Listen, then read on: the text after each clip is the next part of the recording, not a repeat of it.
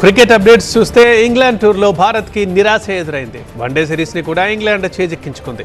Lord's మైదానంలో జరిగిన final వన్డేలో భారత్పై ఇంగ్లాండ్ 27 పరుగుల తేడాతో గెలిచింది. వరుసగా 2 వన్డేల్లో విజయం సాధించి సిరీస్ కైవసం చేసుకుంది. రోహిత్ శర్మ సెంచరీ వృధా అయిపోయింది. గిల్, కోహ్లీ అర్ధ సెంచరీతో రాణించిన చెలరేగిన భారత్కి ఓటమి తప్పలేదు. తొలుత బ్యాటింగ్ చేసిన ఇంగ్లాండ్ నిర్ణీత ఓవర్లలో 3 వికెట్ల నష్టానికి 387 పరుగులు చేసింది. 388 పరుగుల లక్ష్య ఛేదంలో భారత్ చివరి దాకా పోరాడి ఓడింది.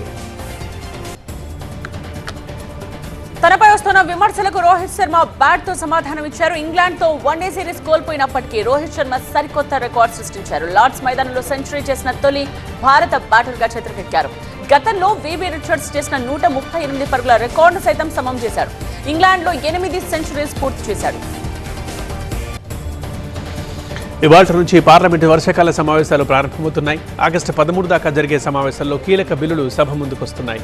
సుప్రీంకోర్టు న్యాయమూర్తుల సంఖ్య పెంచడం, ఆదాయ పన్ను సవరణ, విదేశీ విరాళాల నియంత్రణ సవరణ బిల్లుతో పాటు జనన మరణాల నమోదు సవరణ బిల్లుపై చర్చలు చూపిస్తారు. అండ్ ప్రభుత్వాన్ని ఇరుకున పెట్టేందుకు విపక్షాలు సిద్ధమయ్యాయి. పేపర్ లీకేజ్, పెట్రోల్లో ఇథనాల్ బైండింగ్ వంటి అంశాలపై నిలదీసేందుకు సిద్ధమవుతున్నాయి. పార్లమెంట్ వర్షాకాల సమావేశాల సందర్భంగా నిర్వహించిన అఖిలపక్షంలో కీలక అంశాలను టీడీపీ ప్రస్తావించింది. రాష్ట్రానికి సంబంధించిన విషయాలు, సమస్యలపై పార్లమెంట్లో చర్చించాలని ఎంపీ లావు శ్రీకృష్ణదేవరాయలు కోరారు. సోషల్ మీడియాలో వ్యక్తిత్వ హననానికి పాల్పడకుండా కట్టడి చేసేందుకు మరింత కఠిన చట్టాలు తీసుకురావాలన్నారు. నేషన్ ఫస్ట్ విధానంతో పార్లమెంట్లో వ్యవహరిస్తామని జనసేన ఎంపీ బాలశౌరి అన్నారు. ఏపీ పునర్వ్యవస్థీకరణ బిల్లులోని పెండింగ్ హామీల్ని అమలు చేయాలని కోరామన్నారు. ఆక్వా రైతుల సమస్యలు, ఫీడ్ ధరల పెరుగుదలను పార్లమెంట్లో లేవనెత్తుతామన్నారు. అమరావతి అభివృద్ధిపై వైసీపీ ఆరోపణలను ఖండించారు. నిజామాబాద్ జిల్లా అంకాపూర్లో హైటెన్షన్ వాతావరణం నెలకొంది. కాంగ్రెస్, బీజేపీ నేతలు పోటాపోటీ నిరసనలకు దిగుతున్నారు. ఎమ్మెల్యే రాకేష్ రెడ్డి ఇంటి ముట్టడికి కాంగ్రెస్ పిలుపునిచ్చింది. రాకేష్ రెడ్డి ఇచ్చిన హామీలను అమలు చేయాలని కాంగ్రెస్ నిలదీయనుంది. మరోవైపు టీపీసీసీ చీఫ్ ఇంటి ముట్టడికి బీజేపీ పిలుపునిచ్చింది. దీంతో అలర్ట్ అయిన పోలీసులు ఆర్మూర్లో BNS 163 సెక్షన్ అమలు చేశారు. భద్రాద్రి జిల్లా మనుబోతులగూడెం ఘటనపై మంత్రి పొంగులేటి శ్రీనివాసరెడ్డి ఆగ్రహం వ్యక్తం చేశారు. అటవీ శాఖ అధికారులు, గుత్తికోయల మధ్య వివాదంలో మహిళలతో అనుచితంగా ప్రవర్తించిన బీట్ ఆఫీసర్ తీరుని తప్పుపట్టారు. మంత్రి ఆదేశాలతో ఇక బీట్ ఆఫీసర్ని DFO సస్పెండ్ చేశారు. ఫారెస్ట్ రేంజర్ సహా మరో 4 ఉద్యోగులకు మెమో జారీ చేశారు. ఈ ఘటనపై విచారణ కోసం త్రిసభ్య కమిటీని ఏర్పాటు చేశారు.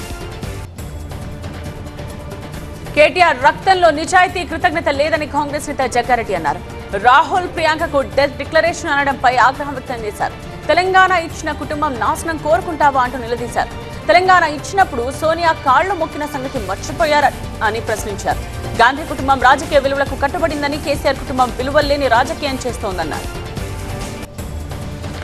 ఇవాళ మంత్రి నారా లోకేష్ అధ్యక్షతన GOM సమావేశం జరగనుంది. ఉద్యోగాల కల్పన కార్యాచరణపై సమీక్ష చేయబోతున్నారు. 20 లక్షల ఉద్యోగాలు కల్పించాలనే లక్ష్యంపై అధికారులతో మంత్రి నారా లోకేష్ చర్చించనున్నారు. తిరుపతి జిల్లా చిట్వేలి మండలం పెద్దూరు దగ్గర ఓవర్లోడ్లో వెళ్తున్న ఇసుక లారీల్ని గ్రామస్తులు అడ్డుకున్నారు. పోలీసులకు ఫిర్యాదు చేసినా పట్టించుకోవడం లేదని గ్రామస్తులు ఆరోపిస్తున్నారు.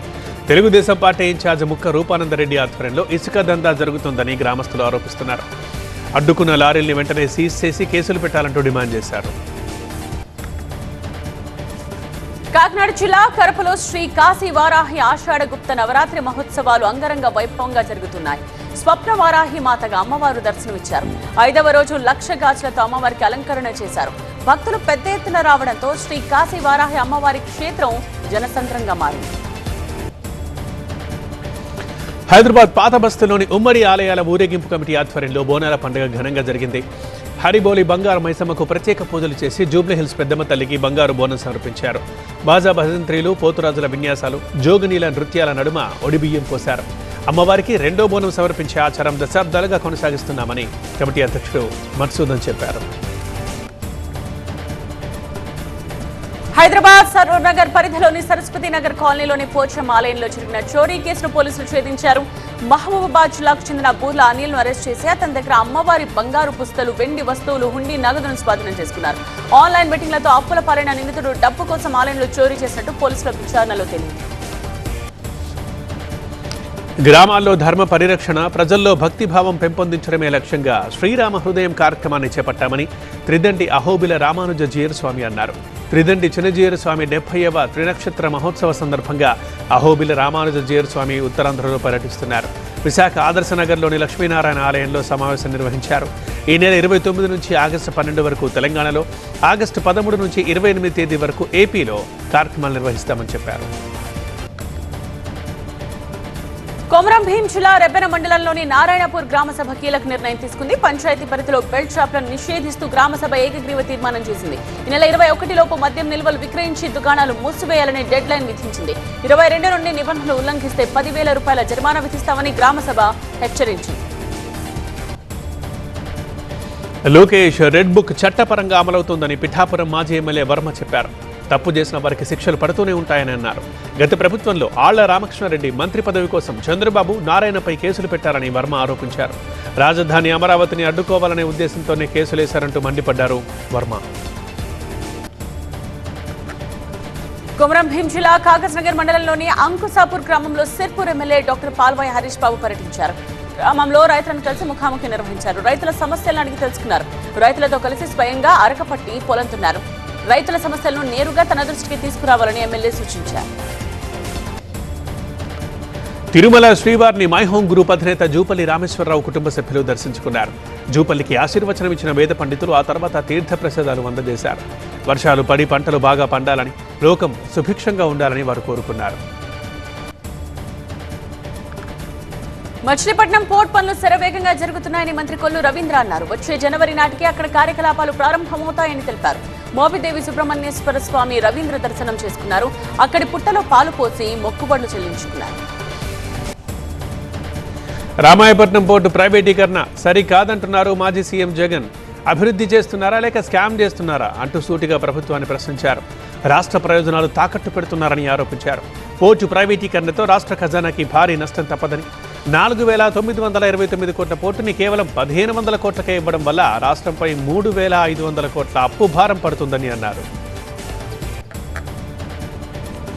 డాన్స్ మాస్టర్స్ అసోసియేషన్ వివాదం ముగిసింది. సుమలత ఆధ్వర్యంలోనే కార్యవర్గం కొనసాగుతుందని film federation chief Vallabhaneni Anil చెప్పారు.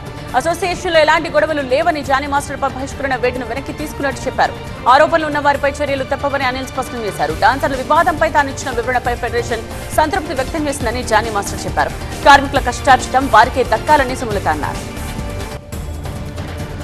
దేశ సాంస్కృతిక వారసత్వ పునరుజ్జీవం కోసం కీలక చర్యలు చేపడుతున్నామని కేంద్ర హోంమంత్రి అమిత్ షా ప్రకటించారు. కోల్కతా నేషనల్ లైబ్రరీలో కొత్తగా నిర్మించిన మ్యూజియం ఆఫ్ వర్డ్ని ఆయన ప్రారంభించారు. దేశీయ భాషల్ని పరిరక్షించాల్సిన అవసరం చాలా ఉందని పిలుపునిచ్చారు అమిత్ షా. ప్రతి ఒక్కరికి మాతృభాషతో అనుబంధం ఉంటుందని అన్నారు. రామమందిర విరాళాల చోరీ విషయంలో ప్రధాని మోదీ మౌనం మంచిది కాదని కాంగ్రెస్ నేతలు రాహుల్ గాంధీ, మల్లికార్జున ఖర్గే అన్నారు. అయోధ్య ట్రస్ట్ అకౌంట్స్ ప్రజల ముందుంచాలని డిమాండ్ చేస్తూ ఇద్దరు నాయకులు కలిసికట్టుగా ప్రధాని మోదీకి లేఖ రాశారు. ఆలయానికి సంబంధించి జవాబుదారీతనాన్ని నిలబెట్టడం ప్రధాని బాధ్యత అని లేఖలో పేర్కొన్నారు. ఇవాళ తలపెట్టిన పార్లమెంటు ర్యాలీని రెండో స్వాతంత్రోద్యమంగా సోనం వాంగ్చుక్ పేర్కొన్నారు. ఢిల్లీ సఫ్దర్జంగ్ ఆసుపత్రిలో ఉన్న ఆయన తన భార్య గీతాంజలి ద్వారా చేత్తో రాసిన నోటు విడుదల చేశారు. ఇది పేపర్ లీక్స్ వంటి అన్యాయాలు, భయాల నుంచి విముక్తి అని అందులో రాశారు. ఈ ర్యాలీని విజయవంతం చేయాలంటూ పిలుపునిచ్చారు వాంగ్చుక్.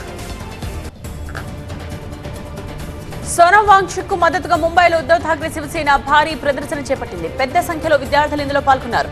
సోనం వాంగ్చుక్ ను మొన్న కిడ్నాప్ చేశారని మాజీ మంత్రి ఆదిత్య ఠాక్రే ఆరోపించారు. ధర్మేంద్ర ప్రధాన్ రాజీనామా డిమాండ్ చేస్తూ దేశ యువతంతా ఒక్కటయ్యారని ఆదిత్య అన్నారు. బెంగాల్ టూర్లో ఉన్న హోంమంత్రి అమిత్ అక్కడి సిలిగుడిలో కొత్త నేర చట్టాల అమలు, జనన మరణాలపై రిజిస్ట్రేషన్పై ఉన్నత స్థాయి సమీక్ష నిర్వహించారు. సరిహద్దు భద్రత, చికెన్ నెక్ భద్రతపై సమీక్షించారు.